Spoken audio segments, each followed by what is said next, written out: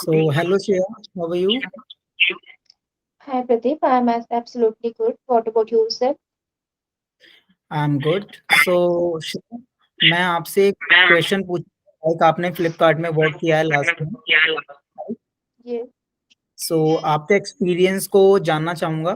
क्या-क्या आप लाइक आपने जो वर्क किया आपको क्या-क्या डिफिकल्टीज आई एंड क्या किस तरह से आपने अप्लाई किया था, राइट? सो कुछ क्वेश्चंस हैं मेरे, उनके आप आपसे मैं चाहूँगा कि आप उनका आंसर्स दें, ठीक है? yes. सो फर्स्टली आप श्रेया मुझे बताओ कि आपने किस कंपनी में फ्लिपकार्ट के लिए अप्लाई किया था? ओके, तो मैंने लॉकडाउन के टाइम पे किया था 2021 में। सिंस अगस्त में मैंने अप्लाई किया था उसके लिए, जिसमें 3 राउंड्स हुए थे। फर्स्ट राउंड जो था वो नॉर्मल था, इंट्रोडक्शन टाइप था। इंट्रोडक्शन पास आउट करने के बाद सेकेंड राउंड होते हैं, जो कि पर्सन टेस्ट होते हैं नॉर्मल, जिसमें एक नॉर्मल सी इंग्लिश या कस्टमर को कैसे, क्या अगर कस्टमर इंग्लिश में बोल रहा है तो आपको कैसे बोलना है, ये सब नॉर्मल सा एक टेस्ट हुआ था। उसके बाद थर्ड राउंड हुआ था, जो कि क्लाइंट राउंड हुआ था। क्लाइंट राउंड में भी नॉर्मल सा आपका इंट्रोडक्शन लिया जाता है, पूछा जाता है। जैसे मेरे से पूछा गया था तो उस टाइम पे मेरे से ये क्वेश्चन किया गया था कि how was your last trip, आपकी लास्ट ट्रिप कैसी थी। तो वो मैंने बताया था कि लास्ट ट्रिप मेरी राजस्थान की थी। तो वो हुआ था। उसके बाद फिर एक नॉर्मल सा इंट्रोडक्शन होता है, जिसे इंट्रोडक्शंस बोलते हैं, इंट्रोडक्शंस राउंड। उसके बाद नॉर्मल कुछ दिन में 4 to 5 डेज में ही आपका जो डॉक्यूमेंट्स अपडेट करने के लिए कागज.com करके एक मेल पे आपके आता है, आपको एक मेल रिसीव्ड होता है जिसमें आप अपने सारे डॉक्यूमेंट सबमिट करते हैं। लाइक आपका जो एक्सपीरियंस है वो, और उसके अलावा आधार कार्ड या जो भी स्टेप्स है उसके प्रिंट आउट आपको प्रॉपर आपके पास प्रिंट आउट में आता है, वो पीडीएफ में, जिसके आपको प्रिंट आउट निकालने पड़ते हैं। प्रिंट आउट निकाल के आप उसमें अपनी फोटोज वगैरह पेस्ट करके, अपनी साइन करके, जो भी फॉर्म होता है उसको फिल करते हैं आप बाय योरसेल्फ। उसके बाद आप फोटोज सारी अपलोड करते हैं पीडीएफ बेस पे, कागज.com पे ही। उसके बाद मेरे पास कागज.com करके आया था। अब ये मे बी डिफरेंट आता हो लोगों के पास, जैसे मेरे पास कागज करके आया था, हो सकता है दूसरे लोगों के पास कुछ डिफरेंट आए। अब उसके बाद वो अपलोड करने के बाद आपकी नॉर्मल ट्रेनिंग होती है। ट्रेनिंग आपकी 1 मंथ की होती है। 1 मंथ मान सकते हो आप, वैसे 14 डेज की होती है, बट आप उसको 1 मंथ ही मानो। ट्रेनिंग के बाद आपका ओजीटी राउंड होता है। ओजीटी आपका 3 डेज होता है। आप जिस भी प्रोसेस के लिए चूज होते हो, उस टाइम में चैट प्रोसेस के लिए मुझे सिलेक्ट किया गया था। तो आपका नॉर्मल एक ओजीटी राउंड होता है, जो कि 3 डेज का होता है। ओजीटी का मतलब नॉर्मल ये है कि आपको जो ट्रेनिंग मिली है इतने दिन से, लाइक मुझे जैसे चैट के लिए मिली थी, तो आपको उस टाइम पे लाइव चैट दिए जाते हैं। मींस कस्टमर आपके पास जो होता है, वो कोई सामने वाला आपका जान पहचान वाला नहीं होता है, वो प्रॉपर एक पर्सन होता है जो कि कस्टमर होगा, जो कि आपको बाद में आफ्टर ट्रेनिंग हैंडल करना पड़ता है। वो कस्टमर आपके पास मैसेज करेगा, लाइक उसका प्रोडक्ट नहीं मिला, डिले इन डिलीवरी के मोस्टली केसेस जो आते हैं, वो अगर आपने बीबीडी के टाइम पे अगर आप दे रहे हो, तो मोस्टली आपके पास जो केसेस आएंगे वो डिले इन डिलीवरी के आएंगे। कस्टमर की प्रॉमिस डेट थी 12 अक्टूबर, उसको प्रोडक्ट नहीं मिला अभी, तो आप वो केस वगैरह असाइन करोगे, ये सब आपको ओजीटी में बताया जाता है। उसके बाद वो चैट जो होगी आपकी, पर आपको ज्यादा प्रेशर ओजीटी में नहीं दिया जाता है। ओनली 3 to 4 चैट्स भी आपको ने पूरे 4 घंटे 5 घंटे में, क्योंकि ओजीटी में आपको पूरे 8 घंटे लॉग इन नहीं करवाते हैं, only 4 to 5 hours he log in करवाते हैं, जिसमें आपकी नॉर्मल सी चैट्स, 2 4 चैट्स देखते हैं। उसमें से ऑडिट करेंगे एक चैट को, जिसमें आपका 100 में से 18 मार्क्स आना बहुत जरूरी है। 80 से 85 से अगर कम आता है, तो वो उसका कुछ मतलब नहीं होता है। आप ओजीटी पास आउट करना बहुत इंपॉर्टेंट है। अदरवाइज अगर आपसे ओजीटी आपने पास आउट नहीं किया है, आपने पूरे 14 डेज की ट्रेनिंग भी ली है, तो भी आपको बाहर कर देंगे अगर आपने ओजीटी पास आउट नहीं किया है। ओजीटी एक नॉर्मल सा टेस्ट टाइप का आप समझ लो, वो रहता है। तो जिसमें 3 डेज आपकी ओजीटी ली जाती है। तीनों दिन आपसे सेम ये चीज करवाते हैं। आपको लाइव चैट लेनी होगी, जो कि प्रॉपर एक अननोन पर्सन होगा, उसी की आपको लाइव चैट लेनी होगी। उसके बाद आपका ओजीटी क्लियर हो जाता है। ओजीटी क्लियर होने के बाद आप डायरेक्ट फ्लोर पे आते हो। फ्लोर पे आपको सपोर्ट के लिए एसएमई प्रोवाइड होते हैं कि अगर आपको कुछ डिफिकल्टीज आती है, कुछ प्रॉब्लम आ रही है, तो आप अपने एसएमई से हेल्प ले सकते हो। बिकॉज ये पॉसिबल नहीं है कि हर टाइम आपके पास आपका टीएल या ट्रेनर उस टाइम अवेलेबल हो। तो आपको प्रॉपर एसएमई प्रॉपर सपोर्ट करेंगे आपको। उसके बाद आप लाइव ऑन फ्लोर आ जाते हो। उसके बाद ओके, सो जब ये आपकी जो श्रेया, आपकी जो जॉब थी ये कॉन्ट्रेक्चुअल थी या परमानेंट रोल था आपका? यस, मेरी जॉब जो थी कॉन्ट्रेक्चुअल बेस थी। मैं हायर्ड हुई थी अगस्त में, और मेरा जो कॉन्ट्रैक्ट था वो प्रॉपर अक्टूबर तक का था। But as per process, as per your performance, आपका जो नॉर्मल जो जो भी आपका टाइम फ्रेम होता है उससे आपका टाइम इंक्रीज कर दिया जाता है, उसको रिन्यूअल कर दिया जाता है।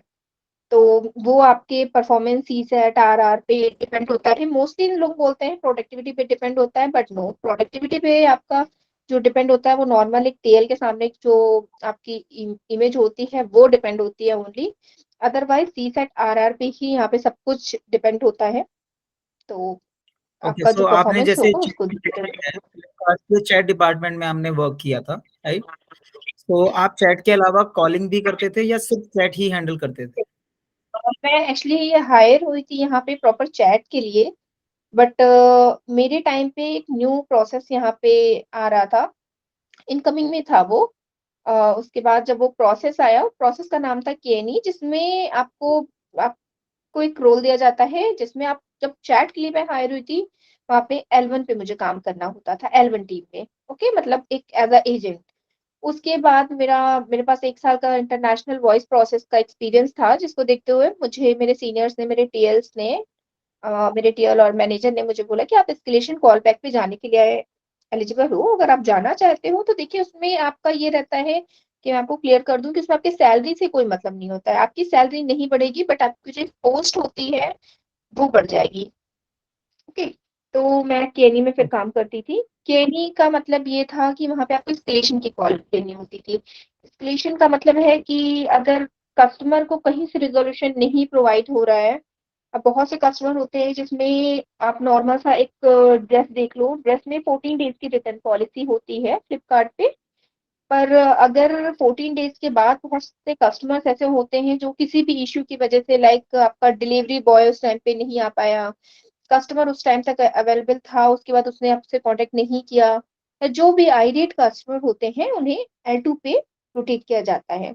जब वो मेरे पास आते थे तो उन्हें कॉल करनी होती है। और सबसे बड़ी चीज की, आपका L2 में काम करने का प्लस पॉइंट ये होता है कि वहां पे आपको सी सेट आरआर बहुत आसानी से, अगर आप प्रॉपर वर्क कर रहे हो अपने अकॉर्डिंग, तो मेरे अकॉर्डिंग तो आप टेक महिंद्रा के रिकॉर्ड में मेरा चेक कर सकते हो, आज तक कभी मेरा सी सेट आरआर की वजह से कोई भी ऐसी प्रॉब्लम नहीं आई, ना मुझे मेरे टीएल ने कभी बात सुनाई, कुछ भी नहीं। अगर आप प्रॉपर ओके। बात कर रहे हो तो डेफिनेटली आपको कस्टमर सी सेट आरआर देगा।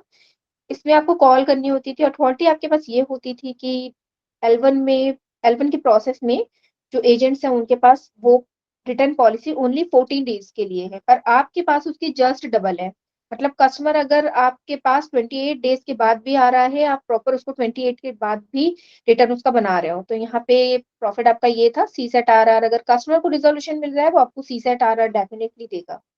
ओके, मतलब आप एक सीनियर लेवल पे हो गए थे इन कस्टमर हाँ, सर्विस। हाँ, कस्टमर सर्विस में एक सीनियर लेवल पे हो गई थी मैं।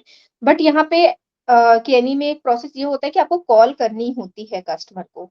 बट कोई प्रेशर नहीं था मेरे ऊपर कि आपको इतने केसेस लेने हैं।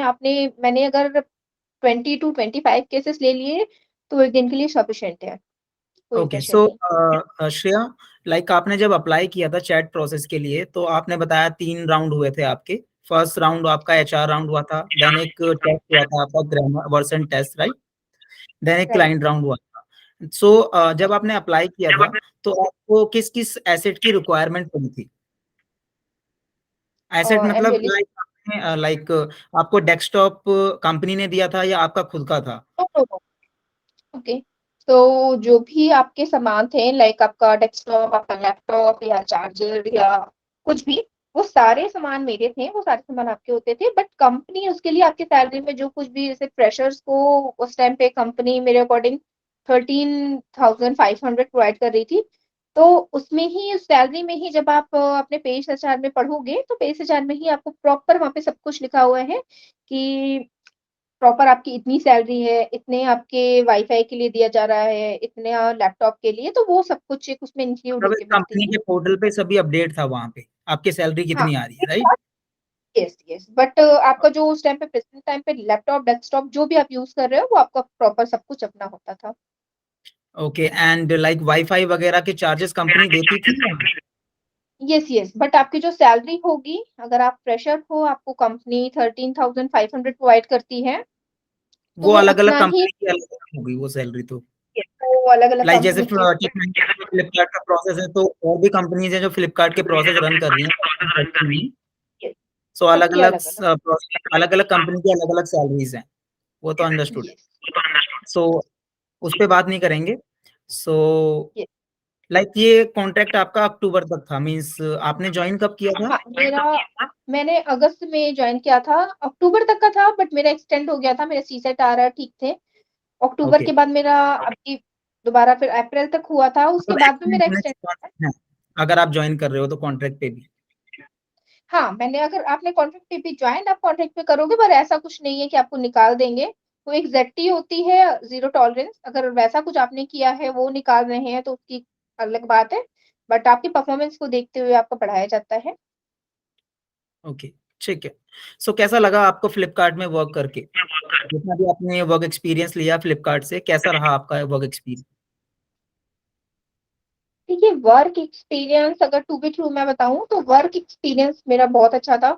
अगर आप चैट के लिए हायर हो रहे हो तो बिलीव मी, मतलब बहुत ही अच्छा एक्सपीरियंस रहेगा आपके लिए।